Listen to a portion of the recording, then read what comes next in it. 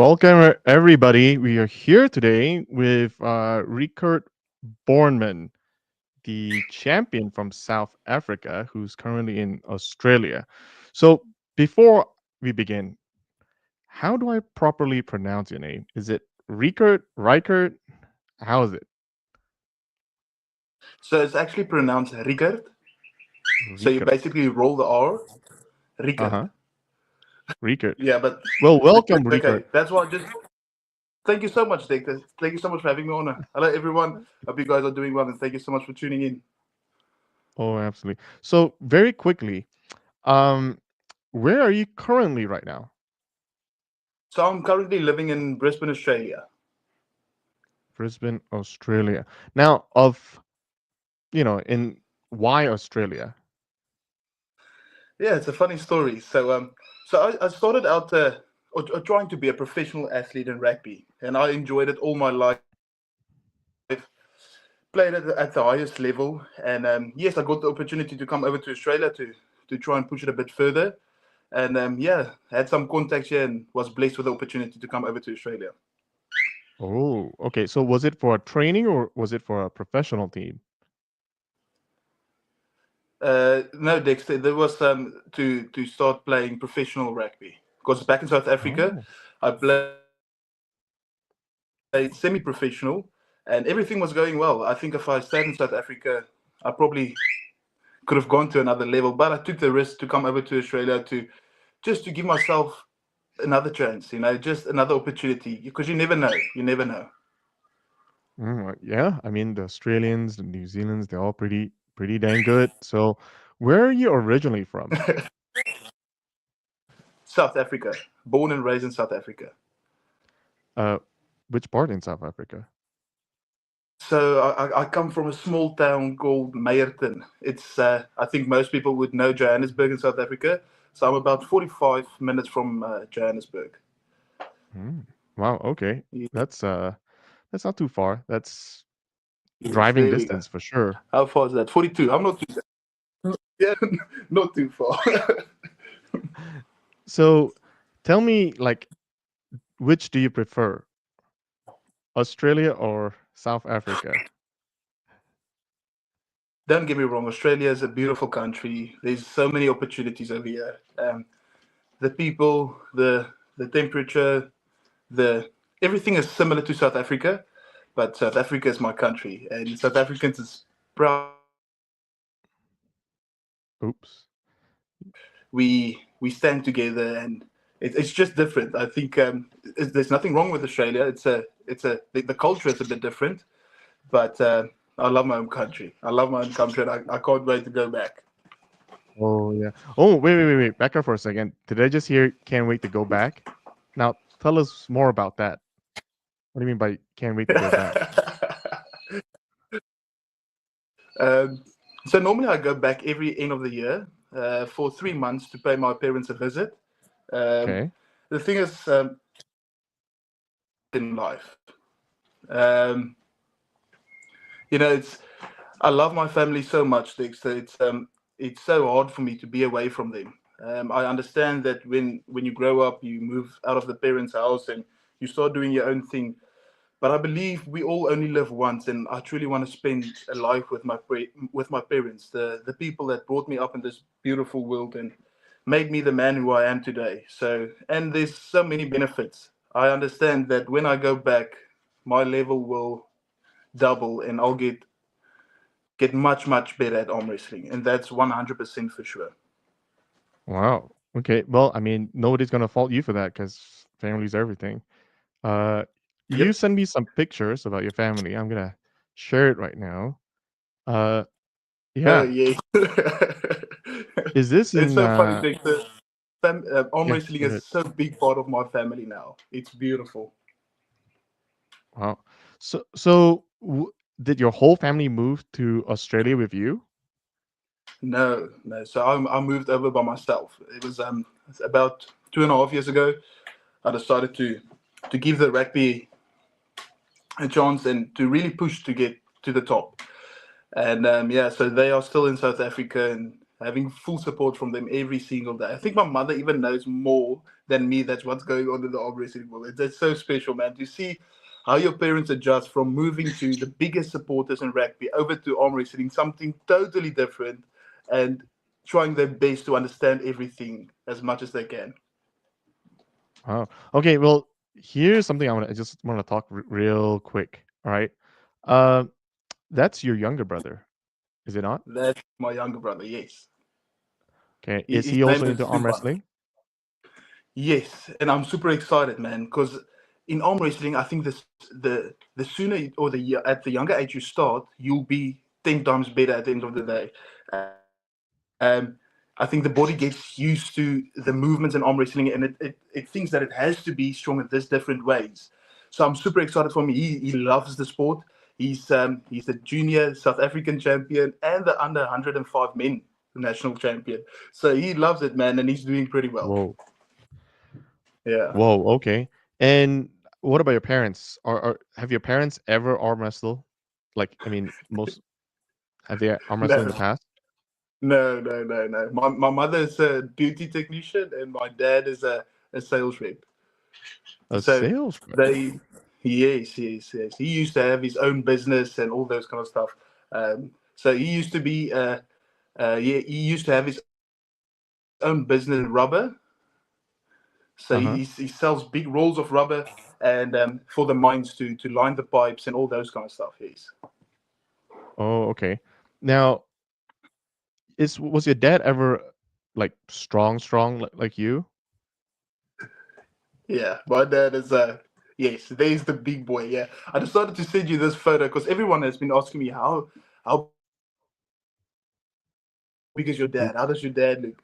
And this is probably one of the the most special photos I'm looking up to. I mean, um, I say this all the time. It's not because it's my dad, but this guy is my hero. He's everything for me. So yes, this is the picture I always look up to, and he's a big boy, really strong. He wasn't a great sportsman, but genetic wise and just in the gym, really strong and yeah, powerful guy. Uh, That's also I wanted to point something else. Like uh this table right here. This is you and your brother, and just Yes. I'm sure this is a pose. And but what is really interesting is check this table out, guys. Is that like ostrich skin and like giraffe? yeah. Yeah, so that's my first ever arm wrestling table. I built the top myself, and my granddad helped me to weld the frame. So yes, that's the first table. We didn't even have the handles on that time. Oh yeah, there's no handles, but man, this elbow pads and pin pads, is that like ostrich and giraffe? Am I right? Yeah. Yeah, that's correct. Whoa. Yeah, that was really Whoa. cool, man. It didn't obviously the giraffe is not gonna stay good for a long time because of the hair. But we had a plastic layer over it, Sure, and that's sure. why it's so shiny. But yes, we use that table to the max. So yes, we enjoyed every single moment. And yeah, me and my family, we love the wilderness and the nature and all those kind of stuff. So that was just so fitting. All right, guys, you heard it here first. All right, I predict, in the next few years, when arm wrestling gets big, right, you'll see companies like Chanel and Louis Vuitton coming out with leather covers for our pin pads and elbow pads, right? Matter of fact, maybe we'll even get like some crocodile, leather instead too. So, There we wow, go. There we go. because that this is one of a kind. This is one of a kind. That's Yeah, it's amazing. truly special to us. Yeah. Yeah. I also have some another interesting picture. Maybe you can tell us more about what's so unique about this.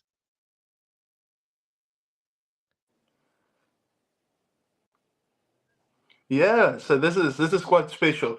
So we were born like this. Our pinkies is a bit skew, and so my mom has it, my brother has it, and I have it obviously. And it's just a fun fact I wanted to share with everyone that yeah, I was born like this. It wasn't Oh, that's broken, or great. because people ask me all the time when they watch the videos, like, "Where's your pinky going?" And yeah, it's just that I was born that way. So now the question is, with a bent pinky, does it help or does it detract from arm wrestling, or it doesn't matter? I'm just trying to I think it takes. visualize Yeah, it. I think it takes away. It does, because the thing is, but I've learned to arm wrestle with it now. So it's always better to have something straight because you need to have coverage over the guy's Correct. hand and pronator as much as possible. And sometimes you don't get a good grip, and this happens, and your pinky goes Ah, under your ring finger. But yes, I've worked around that, and I don't have that problem anymore. I used to have it a lot in the past, but worked around it, and now my pinky is secure. And I used to, I broke my pinky before, right there, so I had to re-strengthen it and all those kind of stuff. But it's perfect now. I see. And here we are. Who's this young Yes. fella? Yeah, so that's my little brother. And the only reason I sent you this picture is our school is just behind us in that picture. So that was our primary school, and in this road we're walking, we lived in that street. So school was really close to home, and yeah, it's special. That's where everything started for us, from the rugby, and even back then we were arm wrestling on the school desks. Oh, okay, yeah, because we do have one question here. It says, when did you start arm wrestling? So I wrestled all my life, in the kitchen with my dad, with my friends at school. But the professional side of arm wrestling, where I started being obsessed with it and trained the way I trained for rugby, yes, that's about 3 solid years that I've given everything to arm wrestling, everything I possibly can from my end. So yeah, about 3 years. 3 years. Yes. Back up for a second. Let's check this out real quick.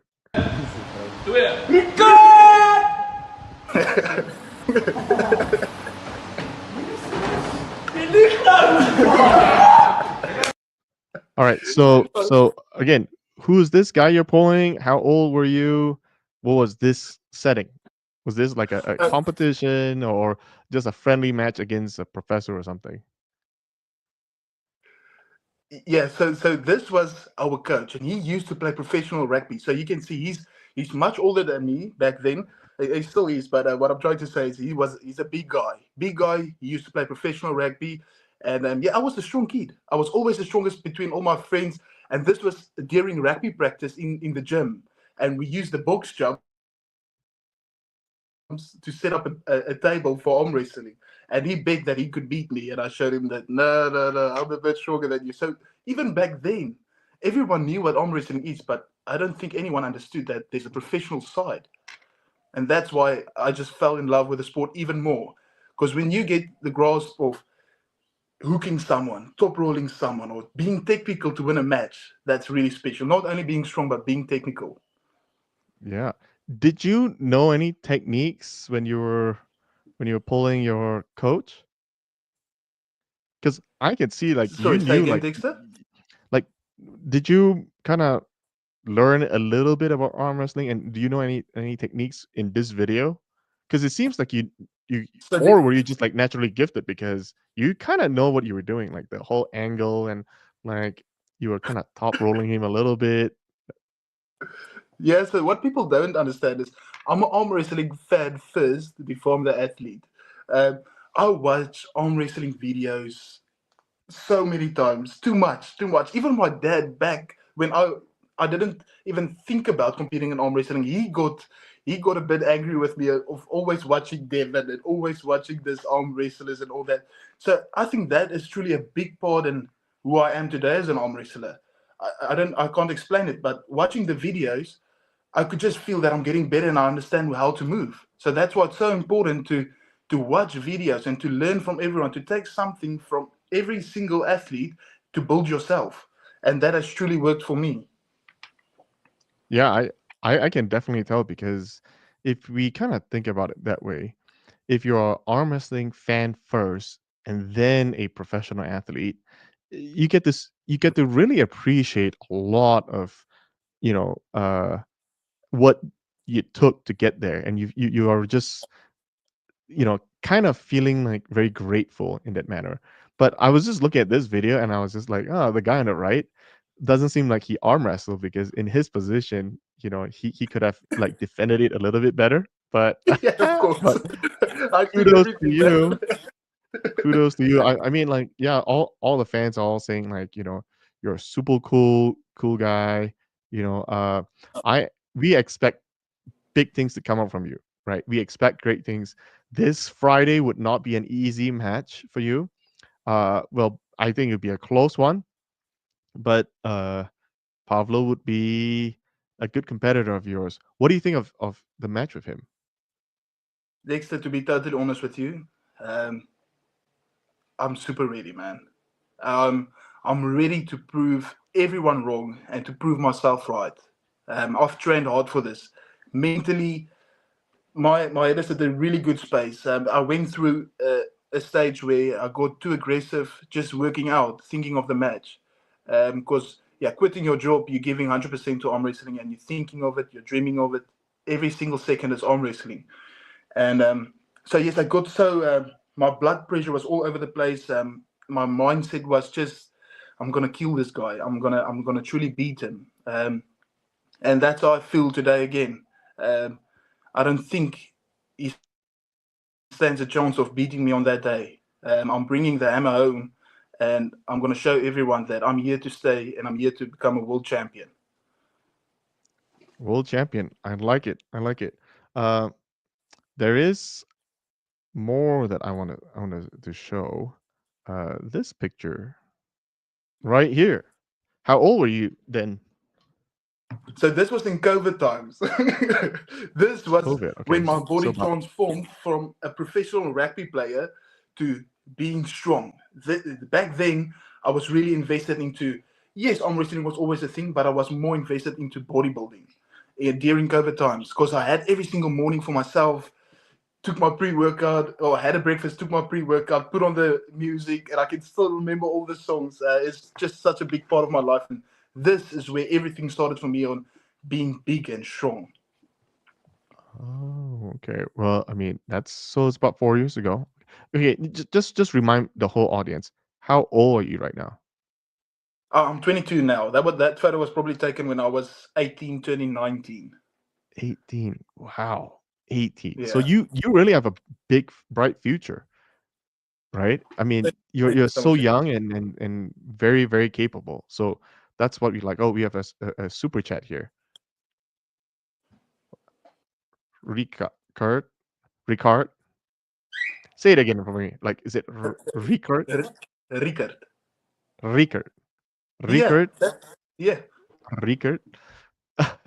Seems like a really wholesome guy, and he's going to be a force to reckon with in the heavyweight and super heavyweight classes. Thanks for sharing some of your life and backstory with us. You've earned a fan. So, well, you just earned another fan, John.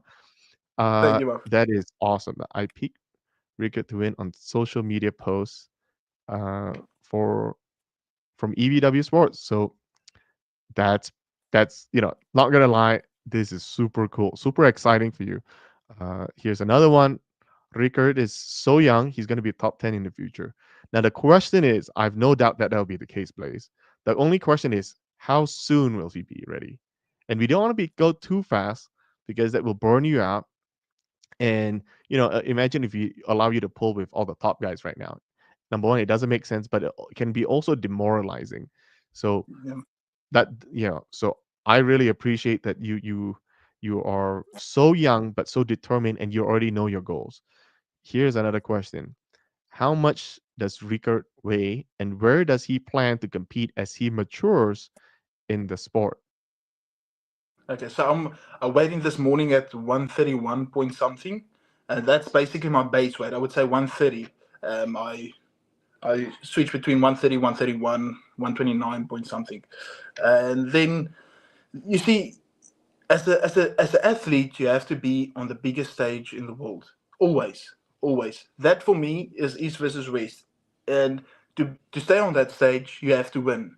That's why it's so important for me to win because this people that's been fighting for this for years and years, and I've been blessed with this opportunity.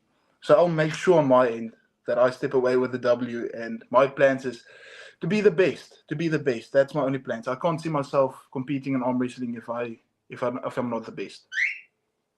So here's another question, right? And go. We'll get back to the East versus West in a second. But who's paying for your living costs? Because we all heard that you quit your job, right, when you're still so young, and to focus on arm wrestling full time. That is like wow, right? Yeah. Sorry, I just want to put the food away.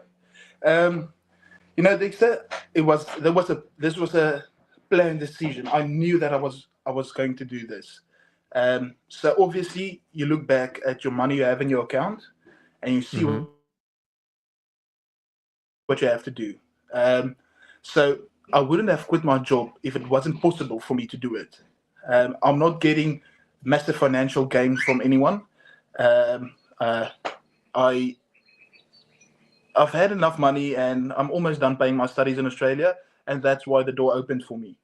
Um, I'm not building anymore, but I'm taking now. So it's a massive risk. It's a massive risk, but I'm doing it because I want to see what's in stock for me. What can I do to give my best for this match? So everything is sorted.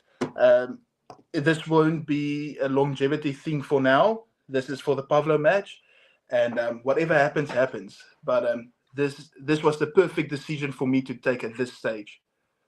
Wow. I mean, kudos to you. I mean, you're really taking a leap of faith right here Yeah, because thanks. Yes. not many people would give up their job and do this full time. But hey, you know what? They say you're only young once.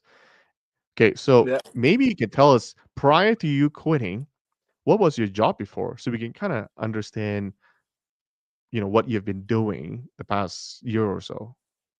Okay, perfect. So my first year in Australia, I was studying anything because I came into Australia with a student visa. So I have my fitness or my personal training as my first year. So I have that. I'm a personal qualified personal trainer, and then I decided to stay longer because that first year I couldn't get back into the rugby thing. Couldn't get back into it. So I decided to give myself a bit more time, and that's when I decided to study carpentry. I was doing carpentry at home or building stuff forever, and this is also a good a pathway if you need permanent residency in Australia. So everything was strategic, and that was the best way for me to go. So I was basically an apprentice carpenter and a restoration technician. Oh, okay. A restoration So, technician, basically, we work for the insurance companies. When your house gets any water damages or storms or anything, we quote it, and fix it. That's basically what we do. So, and it got quite tough because we had a cyclone in Australia, and I was just working and working and working and working. So it was just hard for me to be the best arm wrestler I could possibly be. I mean, you stand up in the mornings and I'm not soft or anything, but I had to prioritize arm wrestling. I stand up at 4:30 in the mornings, get back home at 7. No joke. oh wow. Then I can't train at my best. Not me. I can't. I'll be lying to myself. But now I stand up in the mornings. I wake up thinking of arm wrestling. I have my breakfast and I train as hard as I can and I rest as hard as I can. Well, that's kind of amazing thing. So basically, what you're saying that is you work your butt off for a while, right? I don't know how long you work your butt off for a really long time. You saved up money, and then you quit just so that you can like focus on arm wrestling. That is kudos. This is you are actually helping the sport. If we had more people like you, we will have so many more top pullers. So kudos to you. Now you sent me Thank some you so much. pictures. Maybe you can explain a little bit, from this perspective of your work. What's happening here? Yeah, See, so I, this is I see basically, frames. yeah. So this is me at my college because I'm still studying carpentry currently. I'm busy with my second last term. So yes, last next term will be my last term, and then everything from there is trying to be the best arm wrestler I can. So this is just going through some practical stuff of building steel frames because they use these frames in Western Australia and all those kind of places for the termites. So it's a steel frame instead of using timber. Oh, okay. But Yeah. don't you guys have some heat treated lumber that has some sort of termite resistant properties? Yes, yes, we do have. But the thing is, this is much easier. This is much easier because you get the full panel and you just install it. It's not doing a single timber stud by a single timber stud. So this is much less work and much more efficient. Does the same Oh, job. I see, I see. Well, that's Yes. that's kind of amazing. Now, I'm always been curious, right? How much does a typical carpenter make in Brisbane, Australia? So I used to be What an is the apprentice for a range? company, and I thought, yes. So I'm not a qualified carpenter. I'm still busy with my certificate. So back then I got $38 per hour. Aussie dollars? Yes, yes, yes. Okay, so I assume that 38 is the low. What is the high Well, I for a think it can carpenter? go up to, yeah, it gets crazy, man. It gets crazy. It's insane. Um, 65 up to 80. It depends on what you do, what your skill is, and all that. It's crazy, man. It's crazy, Wow. especially Okay. when you get especially when you get a private guy out. They charge Okay. insane amount. So you got 38 Aussie. I'm gonna make that conversion so everybody kind of knows. That's roughly about 24.77 US dollar. Now, to put things into perspective, how much is one Big Mac in Brisbane, Australia? I don't eat McDonald's. I'm not gonna lie, but I pay for Okay, a good meal. answer. Good answer. My meal at, let's say, KFC, it's a barbecue double stack. I normally get two burgers and one meal. That is around 25 to $30. Okay. Okay. Yeah. So approximately slightly less than 1 hour worth of work. Okay. Yes. Well, Yes. that's okay. Okay. So this is cool. This is really interesting. So people get to kind of know. Now, I've got another picture here uh, of your handiwork. So this is the before picture, right?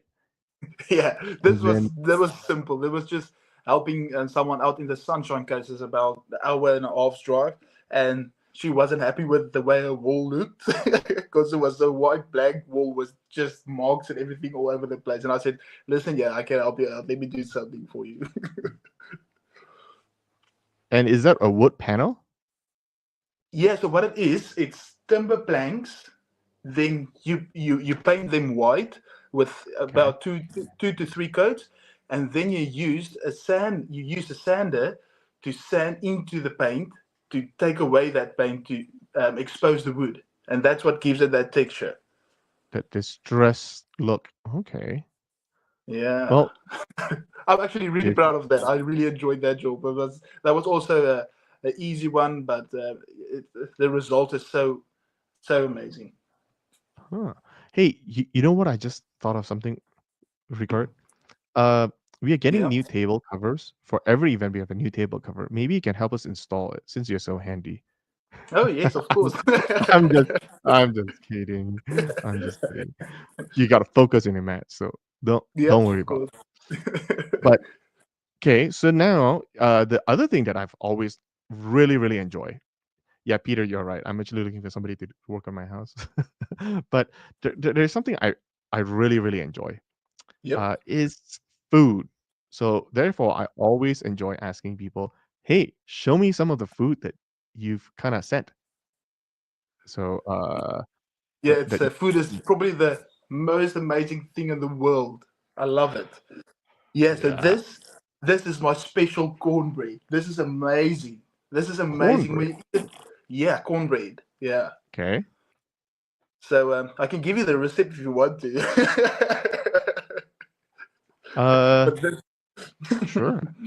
uh, Corn's probably so different. Yeah. yeah, this is really something amazing. I would say it's a traditional thing in South Africa as well. Uh Um, huh. the men normally don't make it. It's normally the women that make it. But I love cooking and making food and all that. So when we go out to the farm or we go out to friends, they always ask me, please, would you just bake us a cornbread? So yeah, there's just always going with me. Cornbread. Dude, that Yeah. is like barbecue staple. Like it always needs to go with cornbread. I've got another one right here. So I know the bottom one's the cornbread, but what's the one on the top? Yeah, so there was just there wasn't another tray, and we used a round one. Oh, let's see. Yeah, and Round it's one. it's so simple to make it, man. It's 3 cups of flour, 3 eggs, 1 cup of sugar, salt. Then you take vanilla essence. This is the important part that people miss. Is the sour cream, 350 ml sour cream. That Sour makes it. cream. Yes, that makes it. It's so creamy, it's yummy. And then you obviously use your 1 can of creamed corn and 1 can of corn kernels. Happy days. Oh, well, somebody just Mm. had cornbread tonight too. So, I bet it's not as good as mine. oh yeah, well, we have to judge it one day. Let's see. Here's another one. This looks good. Yes, this is the thing we do so much. In South Africa, we call it braai. So it's basically Rye. barbecue. Where barbecue Uh-huh. is mostly on gas, we do it on coals and charcoal and briquettes, and even wood. So yeah, that's yeah, I think that's pork, wagyu, and lamb ribs. Yeah, Wait. The the thin small one, that's ribs? Like barbecue ribs? and it's lamb. Lamb. Okay. Yeah. So we buy it. It's already cut up into pieces, and that's amazing, man. You just can't eat too much because it's so fatty, but the taste is phenomenal. Well, I love lamb, so I kind of enjoy the gamey meat as well. But the Yeah. question is, do you salt and do you just put salt and pepper, or do you brine it? Do you put any sauce and seasoning? What do you? Yeah, so it depends. It depends. On a steak, you don't want to do too much, but you want to build a nice crust always, and you want it nice and medium in the inside. So yes, you can marinate it before putting it on. I enjoy doing that with my chicken and pork and all those kind of stuff. But even a steak, you let it rest for a while with some. I like to put some Worcester. I don't know. You guys say it's so weird, but we call it Worcestershire. I think you guys call it Worcestershire or something. Oh, Worcester, yeah, Worcester something sauce or like something like that. Oh, okay. yeah. So I put a, a small drizzle on both sides of the steak. Put some salt, pepper, and a nice seasoning. That could be we call it over here just a barbecue rub or a seasoning, but just thin. And you do it on both sides to create a crust and make the fire really hot. Put it on, boom, turn it. Have a lovely day. Enjoy your steak. So to clarify, do you like reverse sear it, or do you sear it first and then put it on the low temp to make it medium, or you just chuck it there and cross your Yes, so fingers? this It's medium. this is the nice thing. This is the nice thing. I think about 2 nights ago, I had the best steak of my life. About 4 weeks ago, I bought a 6.5 kg Wagyu rump, and that was phenomenal, man. So we cut it up and we put it into the freezer, and then every now and then we take a packet out and we put it on the fire. So the way I made it, I season it, do what I do, put it on the fire, quick turn on both sides, but it's a really hot fire, and then you see that casserole bucket at Yes, the top. yes. So you put it in there, and that has constant heat. And then when you take out your steak and you're ready to eat, there you go. Your steak is absolutely perfect. Wow. Okay. Well, Yeah. I've never seen a makeshift oven on a grill before, so that's something to think about because Yes, but this that's also you have to be w- careful because sometimes your steak is too long on the fire, and then you put it into the bucket, and then when it gets to the table, it's well done, and then that's correct, not good for me. Yes, correct. So your temperature of choice is medium then. yes. I'll even go medium rare. I enjoy it so much. And it's not that I'm eating so much of it at that medium rare stage. It's just I enjoy the taste of it, even if it's just a little bit. But yeah, we eat a lot of meat. Oh, I love that. I love that. I am a big fan. And here you have some good old pizza. Oh yes, this is an easy one, and yeah, as you can see, that's one of my favorite drinks. I don't drink any alcohol, so that's a Heineken Zero, and so I enjoy Ooh. that with a thin crust pizza. Then we put some chicken or whatever over it with cottage cheese and spinach and a lot of cheese. Well, wow. Okay. Yeah, That is yeah, but good. that's a real quick one. If you're hungry and you just want to eat something for lunch, there you go, man. That's lovely. So tell me a little bit more because I'm sure some fans would want to know. Is there a reason why you don't drink alcohol? Yes, yes, there is. My dad used to drink his whole life, and when I was born, he decided that he's going to stop to give us a dad to look up to, and that's exactly what he did. And I was drinking with my friends, for sure I was, and I enjoyed it. But if my dad could do that for me, and I can do it for my children one day. I don't see the benefit in it now for me because I enjoy being better than I was yesterday every single day, and I don't think that um, benefits. So yes, it was. I was so lucky that I could put down the bottle. I mean, all my friends drink, and they respect that I don't drink, and I respect them whatever they do. But yeah, it's just something I got rid of soon in my life, and really happy for that because now my brother is also on the right path, and he doesn't even think about it. So it's really good. Wow. Then what are some of your guilty pleasures then? Do you smoke? I'm just thinking, do you smoke? Do you Yeah, occasionally I would. We back in South Africa we have this cherry cigars, and that's oh phenomenal. Yeah, so once every now and then I would take a cherry cigar and enjoy it. okay. Okay, Yeah, so aside from 0% alcohol drinks, what is what is your favorite drink? my favorite drink. That's so Yeah, tough. That's so tough. I actually enjoy a Pepsi Max. I don't know why, but I enjoy it so much. When it's Pepsi cold, Max. I love it. Okay. And it's the zero sugar one, eh?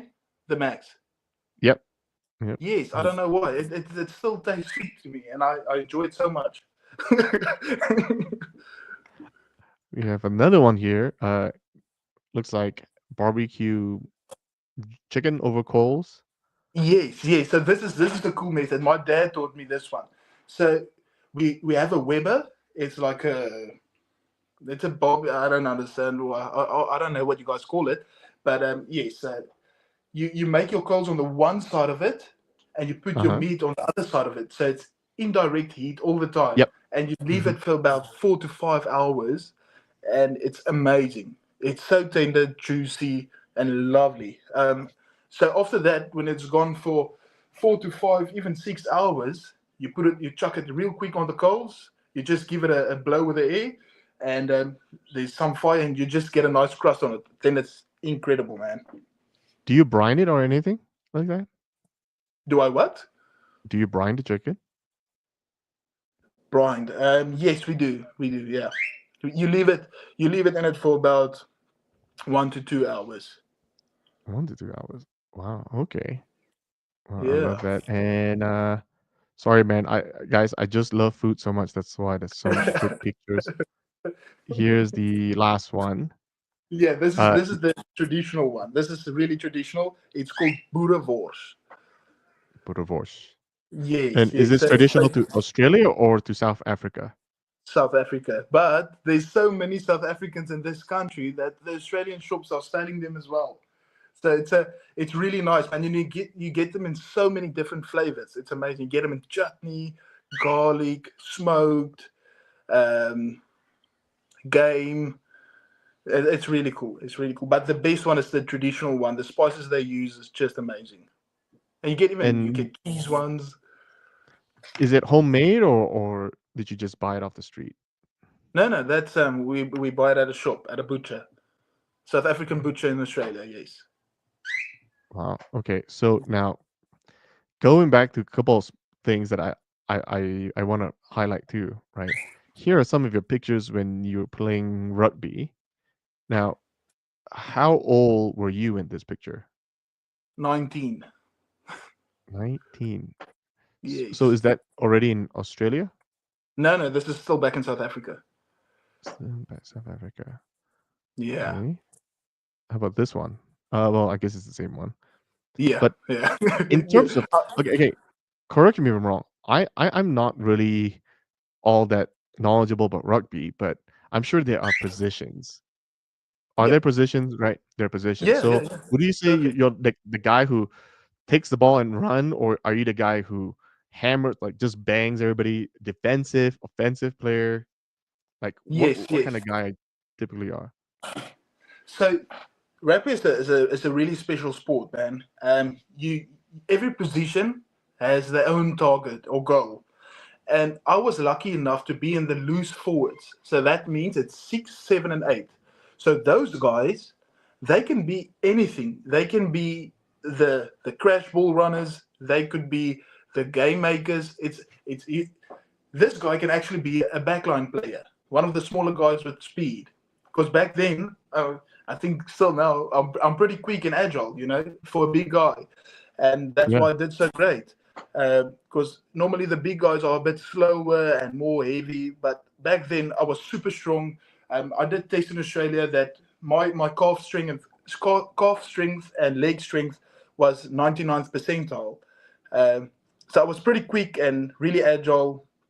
So yes, I used to play number 8. That was my position. number 8. Yes. Number 8. Okay. Here's another picture of you. So is number 8 part of the guy who blocks or catches? Yeah. So this Because is you this don't seem like a light guy, so I don't know why they picked you to hoist you up. So I'm a little confused so there. so this was probably one of my biggest achievements in my rugby career. This was playing under 16 for the national team in South Africa. There was actually a practice week. So this was one of my biggest achievements. I was the first guy from my community to ever reach to this level. All these guys were from Pretoria and Cape Town and all, and was in a small school. So that was a big achievement for me. And yes, the guys are so strong. I mean, like I said, I had so much power in my legs that I would jump really high, and that would help them with the momentum to pick me up. I mean, there was guys that was lighter than me, but they couldn't pick them up because the guy doesn't jump and do his job properly. So I really enjoy that, and it's just different competing in the air for the ball. Because I mean, at the end of the day, the other team is standing next to you and also competing for the same ball. Wow. Okay. But don't they typically hoist the lightest person so it's easier and higher? So I would actually say the tallest person. Tallest. Oh, okay. That also makes sense. Because Yes, usually in yes, cheerleading, it's always the most petite person up there. But yes, for sure, for sure. But I so mean, the do guy they picking them up is not a 130 kg prop on school. do so they that's normally like toss you up there or they just hoist you up there? so it's so I used to pick up as well because there's so many different guys, and I remember I picked up the guy and I used to throw them, and they would leave my hands because I would be at the back, and they would leave my hands for about 20 to 30 centimeters, and then you collect again.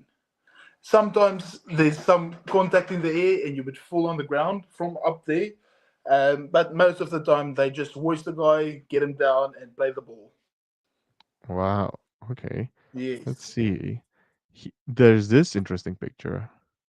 Like, were you guys Yeah. get arm wrestling in the middle of a rugby match, or you guys is No, there so something else happening here? no, this is a significant moment in my rugby career. If you look at my face, you'll see that I'm not too happy. Um, this Oh, is this is the moment where everything changed for me. This was the last rugby game I ever played in my life. oh. Yeah. So I W- did my you ankle, you and mind sharing what happened here? This was my last ever rugby game. Was there an injury or anything like that? Yeah, yeah. I tore a ligament in my ankle, the ATFL, and I injured the syndesmosis as well. Oh, dang. Yeah, Is that yeah. If sounds you, serious. I'm no doctor, but is that usually a career-ending kinda? well, to be honest, for me it was. For me it was. I couldn't get back. Um, so yes, but I've been through so much emotional stress and all that because at the end of the day I left my family behind to try and pursue a career in rugby, and I just couldn't get back. And yeah, so yeah, this is a special photo. I'll never forget this day. It was just this was even my biggest ever injury in rugby. I never got injured, never, never, never. And just suddenly my ankle just couldn't take it anymore. Oh, jeez. Yeah.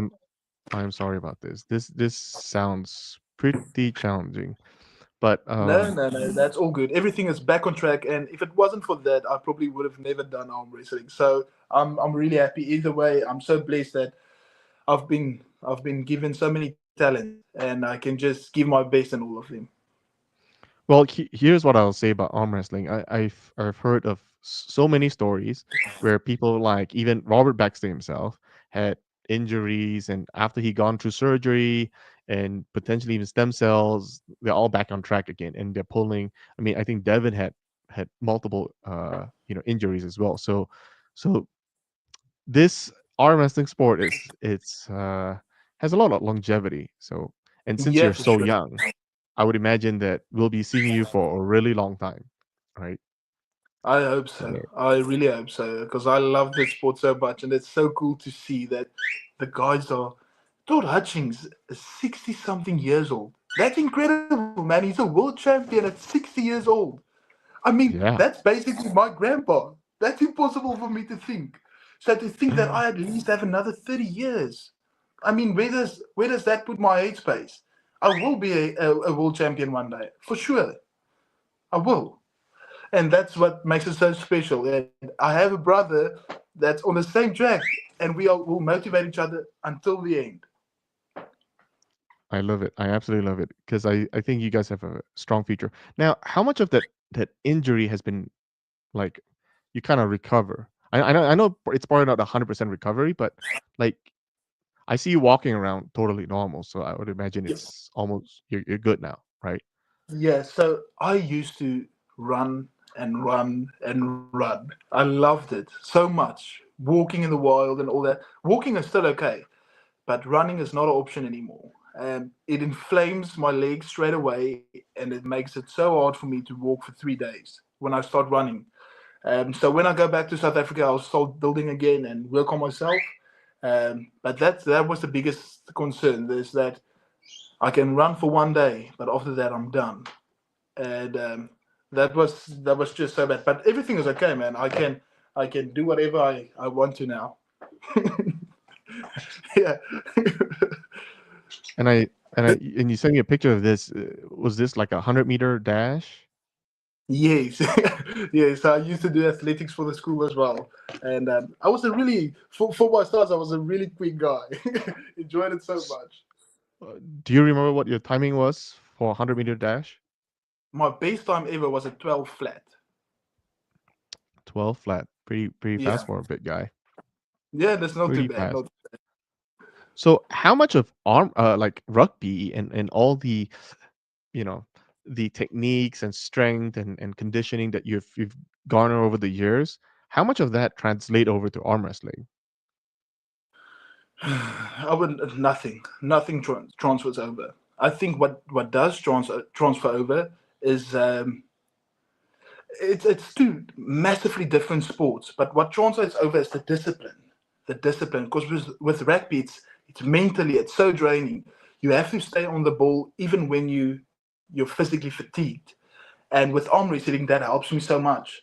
I mean, I understand that even though I feel that my arm is not in the position to do this, mentally I can still fight. And that's probably one of the biggest things I got from rugby. But biggest differences between the two is rugby is a team sport, where arm wrestling is just you on that stage and you have to perform. And I would never forget the first time I lost a super match. It was my first super match in my life, and I lost that. And it was just a massive mountain on my back, and I couldn't understand why this was so tough for me. And yes, don't want to lose by myself again. Remind me, who was that against? So that was Mario Tambakis. Tumbakas. Yeah, yeah. Great Oh, guy, great guy. He's a bit smaller than me. I think he's 105. And yeah, that was long ago. And even when Todd Hutchings was coming over to Australia to compete, and that was the first time I met Todd Hutchings. Yeah, that was cool. oh. I just want to point this out because you sent me this. And what's happening here? You like training in the middle of the night just Yes, for I footwork? was always the guy that went further. Like I said before, I was blessed enough to go to the highest stages, and unfortunately, that was also an individual thing. So I had to work for myself as the team was not going to the same tournament or whatever. I was always going by myself, and this was just my dedication. And looking back at this, makes me emotional to see that I truly tried everything Oké, to be the 30 best I could be. secondes nou And gesprint. Nou, de and rest is 30 besides that, secondes. my family was always there for me. 8 o'clock at night time, my family is always there for me, supporting me physically, mentally, and mom always puts some nice food on the table when I get back. Oh. Yeah. And is this just showing off your leg muscles or something? No, no, no. Okay. That's one of my friends. I'm just showing him that he shouldn't mess with me because my bicep is bigger than his leg. Oh, okay.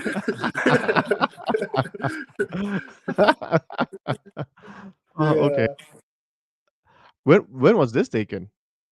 This is in the gym where I started everything.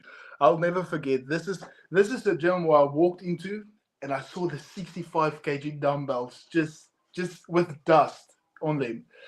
And I could remember from that day I said, one day I'll lift this stuff. And just before coming over to Australia back then, that was light work for me. So yes, that's a gym really close to my home, about 10 minutes, and that's where all the dreams were built. Jeez. That one's awesome. Here is another one of your training records.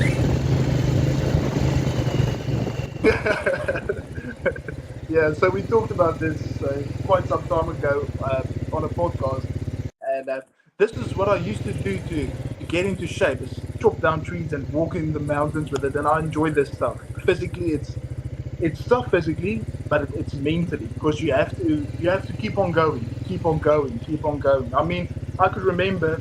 I think this where I chopped the tree, what where I chopped down the tree, it was about 1.5 kgs to where I have to go, and it was in a mountain. And this was something I enjoyed to do, is to push myself to the absolute limits and to see how my mind can adapt to keep on going. Because at the end of the day, the body is strong enough. It's strong enough. It's just the mind. Huh. Okay. Well, so would you just chop the tree down and would you do anything with the wood? Yes, of course. Yeah, that's firewood at nighttime. Firewood. Okay. And Yes, yes. how heavy is one of those logs? Oh, I truly can't tell you that, but I do have more videos of me just struggling to get under it. And you can see that I'm carrying the tree, and on my left side, my shoulder is not good, probably because of the rugby, and I had to put a rope there to keep it into position. So it was quite tough, but I would Oh say yeah. that mm, probably 60 to 80 kgs. But it's not the weight that's a problem. It's the way the the tree digs into your skin and your head. It's not like with a barbell. You have to push your head forward to keep it on your neck, and that's making it really hard. Do you think so are you doing this just because you love working out or do you think this is a training exercise that could be specific for arm wrestling? That could benefit you in arm wrestling? Um, well, chopping down a tree is always good for the ligaments in the elbow if you wanna strengthen them. Um, But carrying it, I won't say. I think it's actually bad because you're putting your shoulders in a terrible position to all that tree over that distances. But for the body, for the mind, this is something you have to do, because I think people are just too easy on themselves. You have to sometimes put yourself through something to see how you react, and can I push through this? Because there's no one else doing it, and no one else is telling you to do this. You are just doing this because you're testing yourself, and this is small stuff that I always took into my life to see where I end up and to see if I can get better in that mental aspect. Wow. I mean, that's a really interesting perspective. I also would like to bring up the fact that you're not old. You're pretty young. There's quite a bit of chatter saying that saying that, oh, Riekerd could be the next goat. And then everybody says, slow down. It's just, well, back up for a second.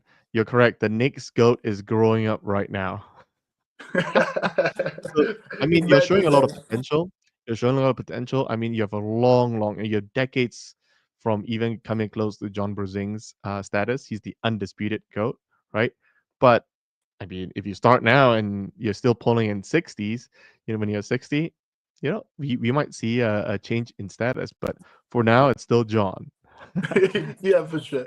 Um, Uh, Anything is possible. That's one thing I have to say. It's all in your hands. Everything is in your hands. That's why it's so special.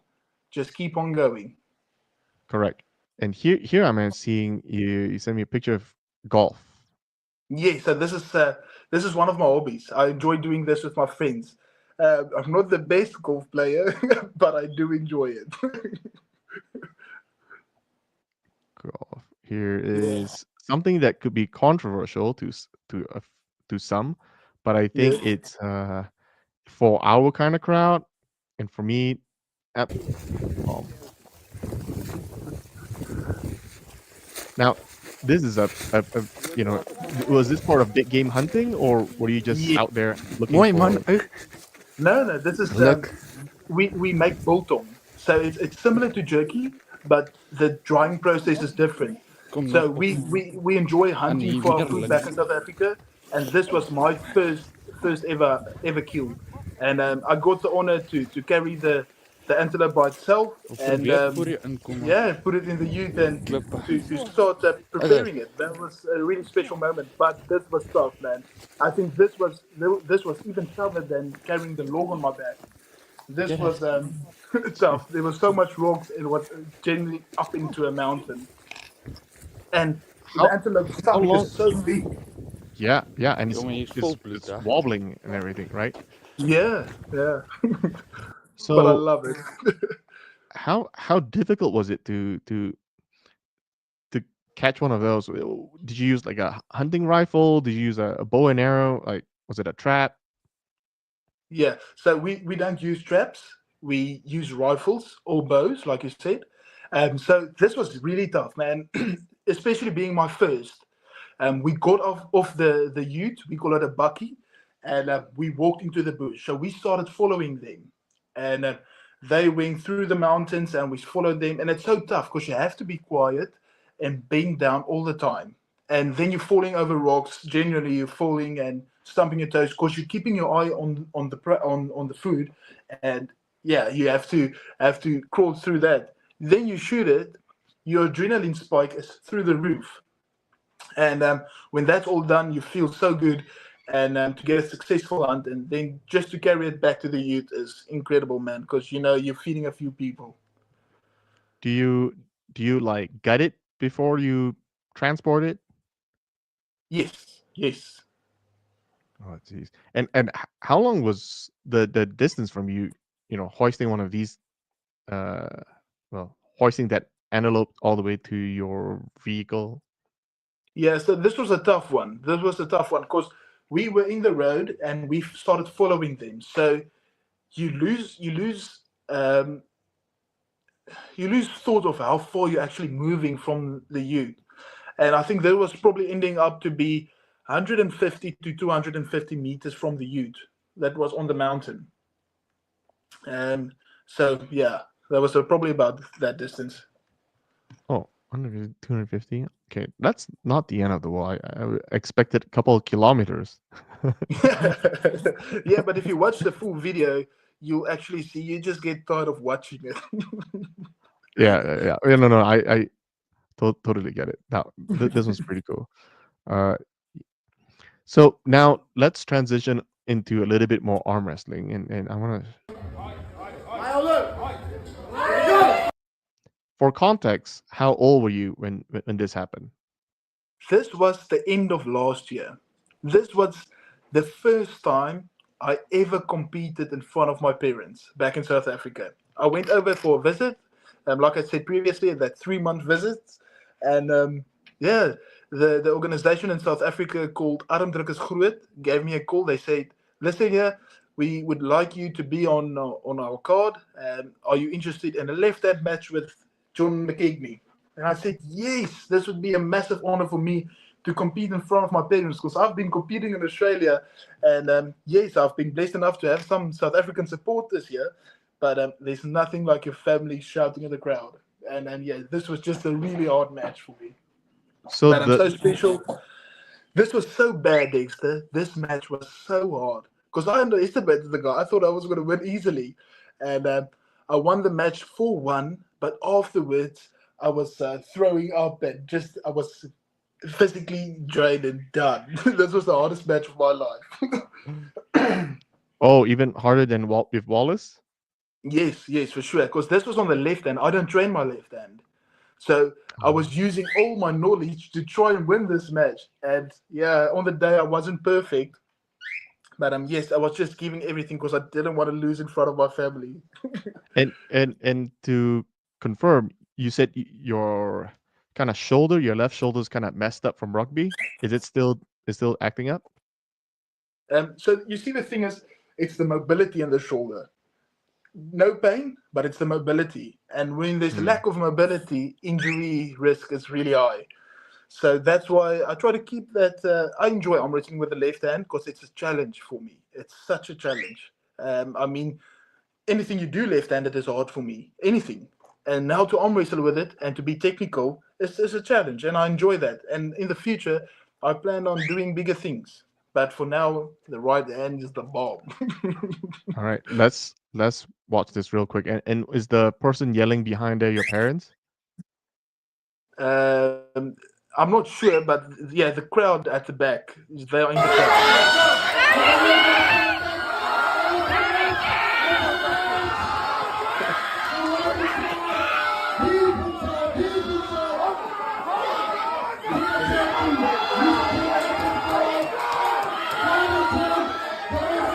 Oh man, looks like he was gonna get you.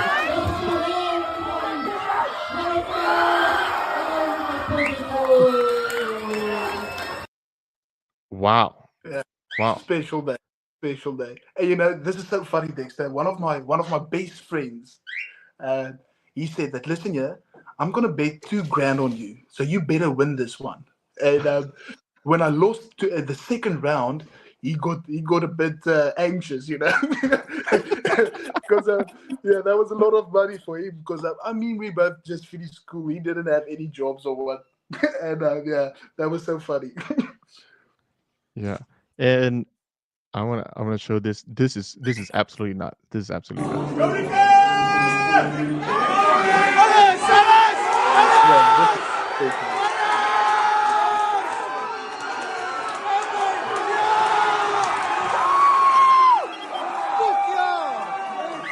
Yeah.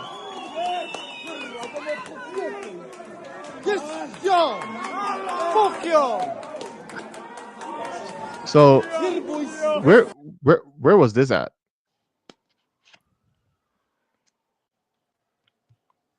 Was this in your hometown in South Africa?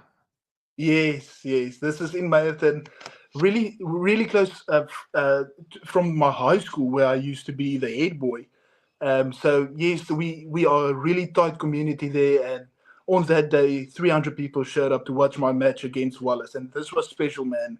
When I saw this, I burst into tears, and I couldn't believe that people support you this much and they care that much for you, and they're sharing every single moment with you, even though they are not there. So this was really special for me. And I Wow. thank my parents so much for putting this together and showing me the support and the love they have for me. Well, I expect the crowd is going to be a lot bigger this time, seeing how with Yeah, your yeah. first win with Wallace. That's it's special, man. It's so You know what? special. It just reminded me, which means that 300 people share one pay-per-view sales. That's not good for us. I'm just kidding. I'm just kidding. I understand that. I'm just kidding. No, I think this all support is great for you. Here's another one. This definitely would warm your heart seeing all your hometown guys all cheering you. This is absolutely nuts. Now, It's so special. yeah. So maybe you want to tell us more of your elbow because here's a question for you. How's your elbow? Yeah, it's super. My elbow is super. 110%. Oh, 110%. You heard it Yeah. here first. There you see 110%. it. How does that look for you, Dexter? That looks like 110% to me. It would be 115 actually, but There we we'll go. There we go. we'll call it a day. Here's another one. Uh, do you only do workout in gyms or do you also do arm wrestling exercises? So he's asking, do I do gym workouts or arm wrestling exercises? I do Yeah. both. All my life, I love general strength. I enjoy it so much, and I do believe it's super important to build a strong base and then to be more specific with different things you do. So yeah, as you can see, this is really special. This is my first ever professional setup, and ever since I got this, man, it's world differences. Because as a new guy, I don't get on the table much often, and this is my sponsor called Arm King Australia. They are super cool, man. They have the best tables, best pulley systems, handles, and I can simulate any single movements I want to on the table. Because arm wrestling breaks me down enough. If I need to get better and show up in a few weeks to compete, this is the best bet. So yes, I do lift out in the gym, but this is the important part: the behind the scenes at home grinding and doing everything you can to be better. So this is one of your equipment Yes, in yes, your place right now, yes, and here's kind of the rest of it. yes. There you go. Have you joined the like local arm wrestling club? Is there a big scene in Brisbane? Yes, the club is actually starting to grow. But like I said, Dexter, it'll be so cool for me to join up with those guys every single week. First of all, work made it tough for me. But second of all, is my body doesn't adapt. My body breaks down when I arm wrestle. Because to be totally illogical about it, you redline about 120 times in a arm wrestling night. And I believe that when I work out, I still want to be 100% tomorrow so that I can be better at something. And with the arm wrestling, that breaks me down. So if I could, I probably would because I love arm wrestling and being on the table is special to me. And there's different ways of doing it as well. And if you get the right guy, he can help you with that. But yes, the clubs is growing here, and I've been joining them, not too often, but in the beginning, there's a club called Kingpin. It's about 5 minutes from my house now, and yeah, that's where everything started for me. My arm wrestling career in Australia started.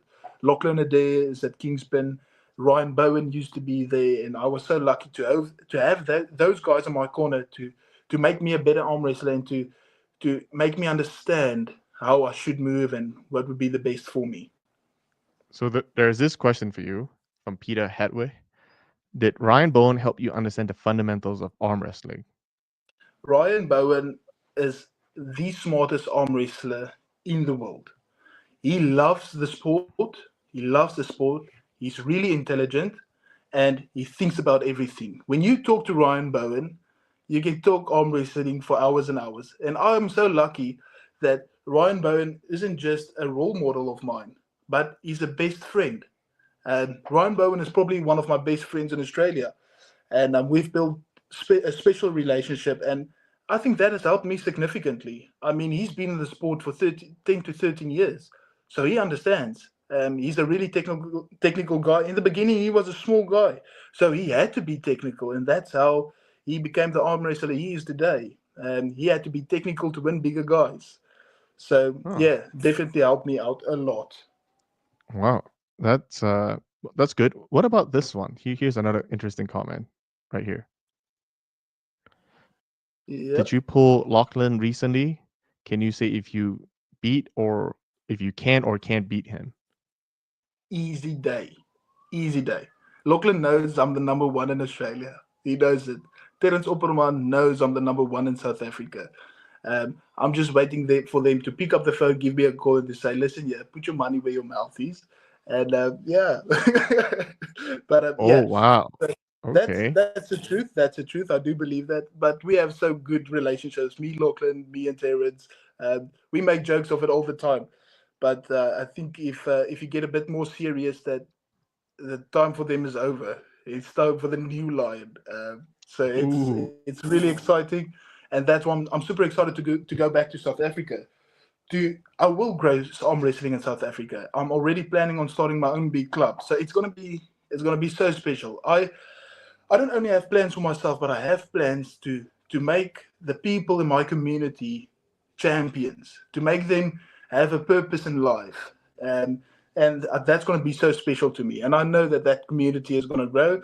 And yeah, I'll see Terence on the table soon. He must just be ready because he has to be in shape for me. Jeez. That is exactly what, Adam and I was talking about. The new trend is there'll be more and more like clubs, arm wrestling clubs. They will spawn all across the world, and collectively, that's how the sport will grow. So, here's another question from Richard. Do you still train with Ryan and Lachlan? Unfortunately, I don't train with Ryan. Ryan used to be my main training partner. He moved to India. That's really sad for me because I'm not only losing a training partner but a friend. And me and Lachlan, we used to train a lot with Ryan in the mix as well. But for now, I'm gonna leave that. I don't want him to feel my hand until we get on the table. So we can train together, but not on the table. I'll group up with him left, but I think it's special because I think for some people it's just a title, but for me it's a massive achievement. If I can be the number one in this country officially, that's big. So I'm gonna do everything in my ability to to be that. And not gripping out with my hand is probably a smart idea because we understand each other. And that's why I'm so positive now that it's going to be an easy day for me. I mean, in the beginning, I could give him trouble, and now I'm fully invested into the sport, weighing about 25 kgs more than him. So it's really exciting. Here's another great question. If you want to pull Terrence, the current South African champ.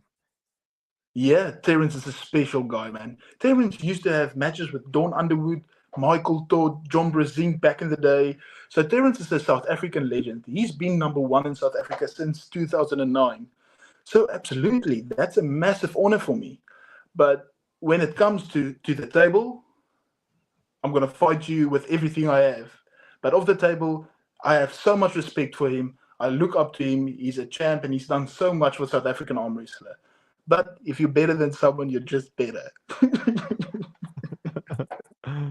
Here's another good one. Here's just a super chat from the Lucky Ones podcast, Females in Arm Wrestling. I actually watched their last episode, so huge fans of Riekerd over here at the Lucky Ones. Looking forward to seeing his hard work pay off and hopes a great match. Thank Honestly, you. we both saw what happened in Chicago, and we both saw how capable. Well, first of all, Riekerd is for this. That was his first ever East vs West match, right? He blew us out of the water. Wallace just came off winning one big tournament called the Underground, so we know Wallace is no slouch, and Riekerd came out the victor.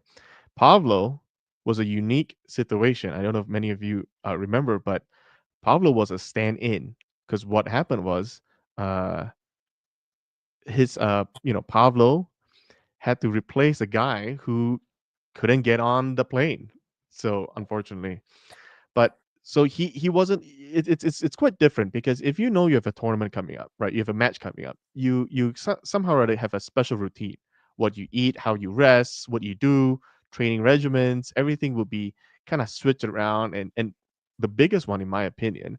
Now, I've never competed at an arm wrestling competition before, but I've competed in many different other things. The biggest one is actually up right here in your head. Perfect. You need to be 100%. mentally ready, right? And Pavlo was like, "Hey, you want to do it? Can you do it?" Like, and he took up the challenge and he came out the victor. So we know, even with such massive disadvantage, Pavlo was up there. And now we get to see the winner of both matches compete with each other. That's going to be super interesting. So I'm going to be, looking forward to see how both your matches are. As the organizer, I can't say I'm rooting for one or the other. All I can say is I want a great match from both of you. Now, if one of you came and it's like, oh, you know what, I'm actually sick, so I don't think I can win, then it's not Never very in my interesting, right? life. Yeah, I I'm want sick. everybody to be the top of their game when they compete. Of Here's course, another of question course. from Houdini Sports, a super chat for you, Rickard. Your thoughts on strongman joining the sport? If Eddie Hall or Brian Shaw challenge you to a match, would you accept? Dexter, this is special. This is a really big moment for arm wrestling. I'm just thinking of an outsider's perspective. I mean, you have the strongest people in the world. I mean, Eddie Hall was the first guy to ever lift a half ton of the ground. Then you have Brian Shaw, which is a four-time world's strongest man. You don't get stronger. You don't get more dedicated. You don't get people that love strength more than that. And they are joining our special sport called arm wrestling. So I think we all should just give them a bow, a massive applause, and just thank them for joining our beautiful sport. Really cool. Yeah, there you have it. That's a pretty good, great, straightforward answer. Here's another one, which is non-related to arm wrestling, but Michael Jordan or LeBron James, if you are familiar with this whole argument, who's the GOAT? I would say Michael Jordan. Because okay, the only reason I'm saying that I'm not a huge follower in the basketball world, but I watched the movie of Michael Jordan and I did really enjoy it. So and he seems like the OG from the beginning. But I know and understand that LeBron James is also a legend. The, there is one story that I would like to share with everybody in regards to Rickard. And sometimes we find how fate or destiny or how a sequence of uh actions lead to one way or the other, right? And in this case, I made, I think, back in Chicago after the event, I actually told Rickard about this story. It was many months ago. We are talking about early in the year. There was a guy who emailed me, right, saying that he wants to sponsor an event. Okay, he wants to sponsor an event. It was a very substantial amount, very substantial amount. And that person was saying that, well, one of the conditions to have the massive sponsorship was that he would like to see his favorite arm wrestler, Riekerd Bornman, pull. And so, Ian, Robert, and I, we were like, "Who's this guy? Let's go. Let's go check him out." And we saw that, oh, he's been winning. He looks pretty strong.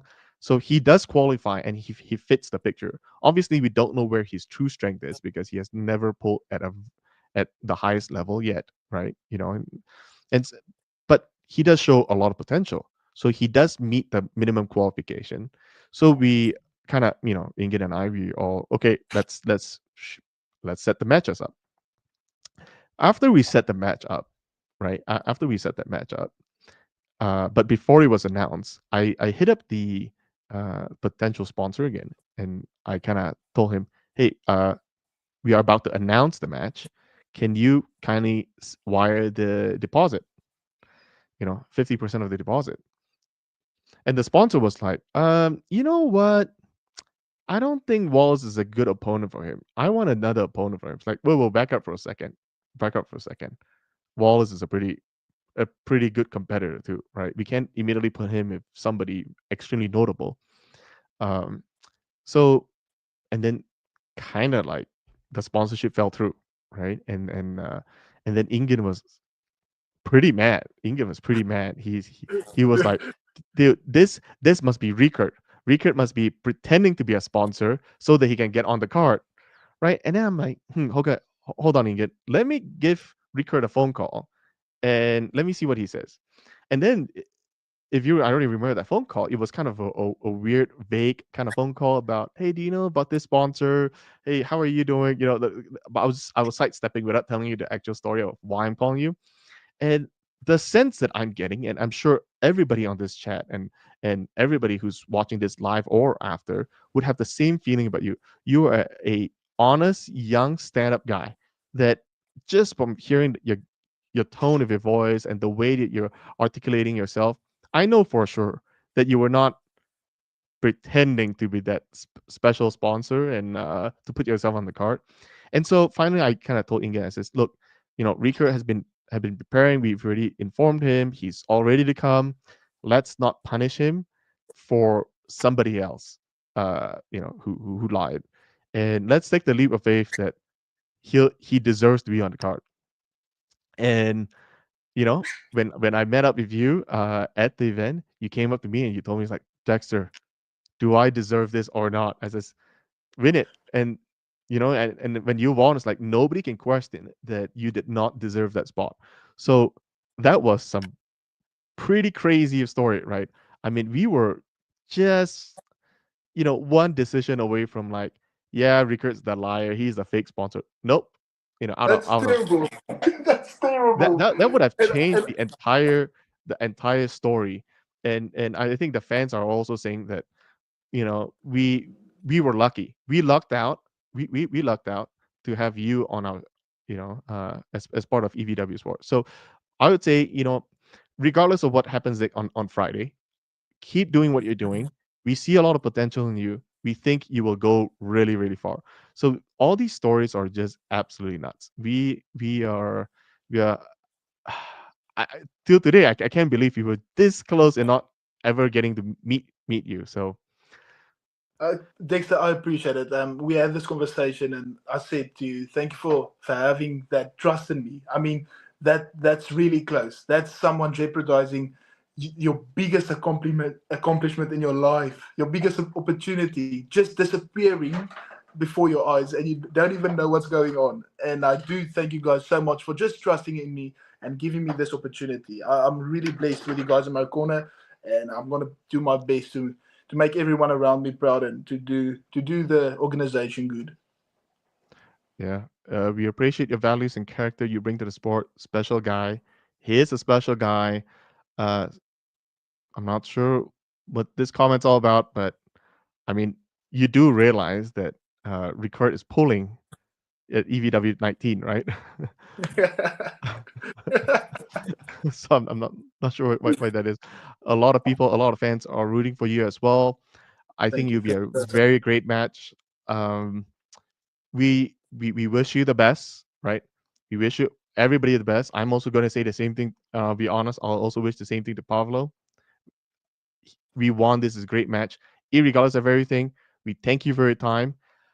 We'd love to see you perform well on Friday. So don't do anything crazy. Do you have any last words for the fans or anything of that?